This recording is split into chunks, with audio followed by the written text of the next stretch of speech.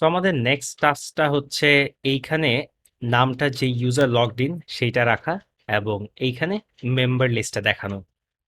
So আমরা যদি শুরু করি, প্রথমে নামটার কাজটা শুরু করি। অ্যান্ড আমি আবার কোডে যদি আবার যাই, এখন আর এই দুটো নিয়ে আমার চিন্তা করতে হবে না।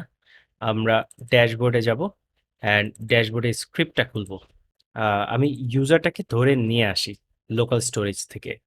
সো আমি যদি বলি logged in user constant logged in user equals to, or আমি যদি একটা জিনিস খেয়াল করি, আমার এখানে অলরেডি কিন্তু লগড ইন ইউজার কনস্ট্যান্ট দিয়ে ধরা আছে। সো এটাও কিন্তু আমি আমি আমি বলছি সবগুলো স্ক্রিপ্ট একসাথে হয়ে যায় যখন আমরা রান করি ব্রাউজারে। আমি যদি কনসোল করে দেখি সেটা কি আছে কিনা, লগড ইন ইউজার। অ্যান্ড এখন যদি এই পেজে ইন্সপেক্ট এলিমেন্টটা খুলি অ্যান্ড কনসোলে যে রিলোড করি, লগড ইন ইউজার আমি পাচ্ছি। সো আমি জাস্ট এইটা ধরলেই হবে। অ্যান্ড আমি এইখানে যে টাইটেলটা স্প্যান আইডি ডিসপ্লে নেম, অথবা এটার হয়তো নেম ডিসপ্লে, এটাকে আরো সুন্দর করে যদি আমরা আরো মিনিংফুল করি, user name, user display name লিখুন। সো ইউজার ডিসপ্লে নেম এটাকে ধরবো আমরা, সিম্পলি এক লাইনে করে ফেলি,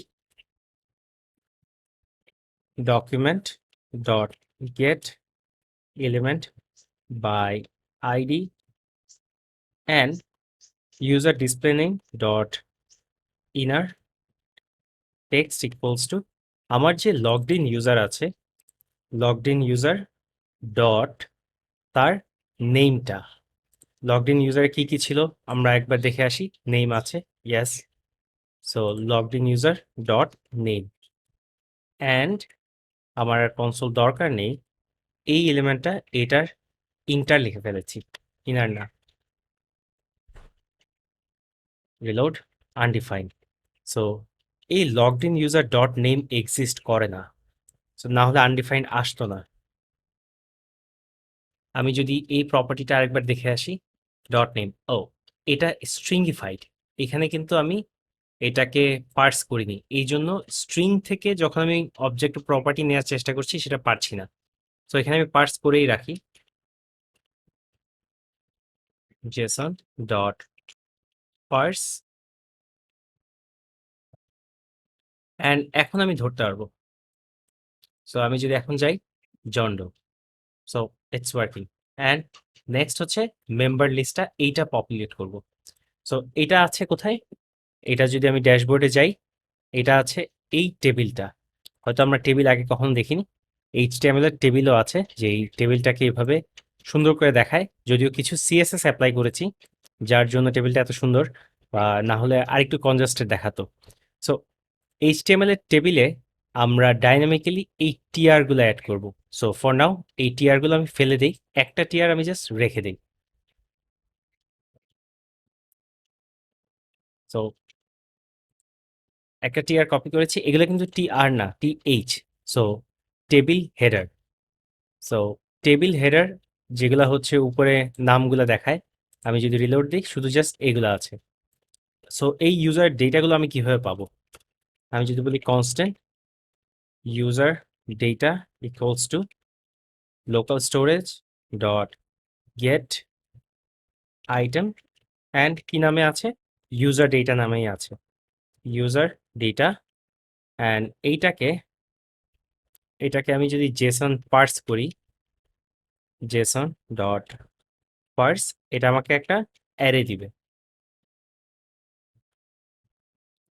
সো এই অ্যারেটা ইটারেট করব অ্যান্ড এই টেবিলের মধ্যে আমি অ্যাড করব সেগুলা। সো আমি যদি বলি ইফ ইউজার ডেটা যদি থাকে, user data dot for each data,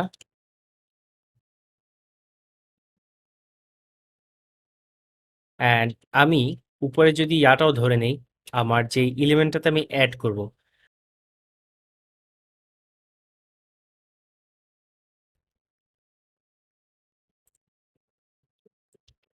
okay. So এইটুকু আমার এই স্ট্রিং এর ভিতরে থাকবে, এটা এখানে আপাতত রেখে যাই অ্যান্ড ওটা ধরে নিয়ে আসি। সো এটার কোনো এই টেবিলটার মধ্যে কোনো আইডি নাই। সো আমি যদি একটা আইডি দিয়ে দিই, member list table. Member list already মনে হয় একটা আইডি আছে, এই জন্য এটাকে আমি মেম্বার লিস্ট টেবল রাখলাম। সো সেভ করি। এখানে যদি আমি বলি constant member list table element equals to document dot get element by id and member list table। এই টেবিলটাতে আমি অ্যাপেন্ড করব বা অ্যাড করব। সো আমি আরো একটা ফাংশন বানাই যেটা আমাকে আসলে এই জিনিসটা ক্রিয়েট করে দিবে। সেই ফাংশনের নামটা হচ্ছে ক্রিয়েট মেম্বার টিআর লিখি এখন পর্যন্ত, জাস্ট যেহেতু টেবিলের রো ক্রিয়েট করব অ্যান্ড এইখানে ইউজারের ডেটা পাস করব, অর নামটা দিই ইউজার ডেটা। সো ও আমাকে যেটা করবে, ও আমাকে রিটার্ন করবে এইটা,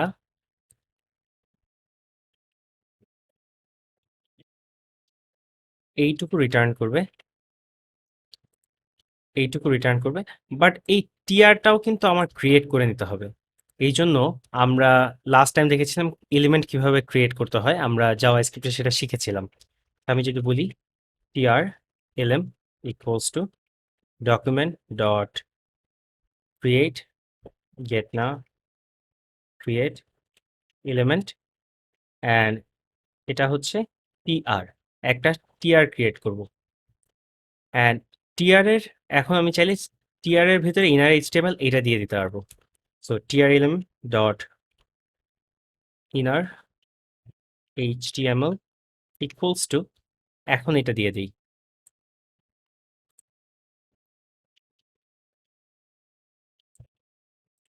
অ্যান্ড আমি রিটার্ন করব এই এলিমেন্টটা। এটার ফাংশন নেমটা একটু মিনিংফুল করি, এলএম অ্যান্ড এইটা রিটার্ন করব অ্যান্ড এটার ভিতরে ডেটাগুলো আমি ডাইনামিক্যালি দিব। এটা dollar sign second bracket opening closing user name dot, প্রথম ডেটাটা কি ছিল, name, user name, email. So user name dot name, user data dot name and পরেরটাতে হবে user data dot user name and পরেরটাতে হবে user data dot email. So এই তিনটা জিনিস ক্রিয়েট করে আমাকে একটা এলিমেন্ট রিটার্ন করছে। আমি যদি দেখাই ফর ইচ, আমি যদি কনসোল ডট লগ করি and create member TR element যদি বলি, এটার মধ্যে যদি আমি ডেটা পাস করি, আমি জাস্ট একবার কনসোল করে চেক করে নিচ্ছি যে আমার জিনিসটা কি ঠিক আছে কিনা। সো আমার এগুলো এক একটা টিআর এলিমেন্ট, ইয়েস। সো এখন শুধু আমি জাস্ট অ্যাপেন্ড করব আমার যে মেম্বার লিস্ট টেবিল এলিমেন্ট, সেটার মধ্যে এই জিনিসগুলো অ্যাপেন্ড করব ডট অ্যাপেন্ড অ্যান্ড এইটাকে আলাদা ভ্যারিয়েবল না রেখে জাস্ট এটাই পাস করে দেই। এটা আমাকে তো একটা টিআর এলিমেন্ট রিটার্ন করছে, সেটাই আমি অ্যাপেন্ড করে দিচ্ছি। সো এখন যদি সেভ করি, রিলোড করি, আমার ডেটাগুলো আমার যখনই কোনো নতুন ইউজার রেজিস্টার করবে সেটাই এখানে আমাকে দেখাবে। সো সোফার আমাদের এই কাজটাও শেষ। সো এই ভিডিওটা এই পর্যন্তই অ্যান্ড নেক্সট ভিডিওতে আমরা আসলে কিছু জাস্ট ছোটখাটো ইমপ্রুভমেন্ট করব। ধন্যবাদ।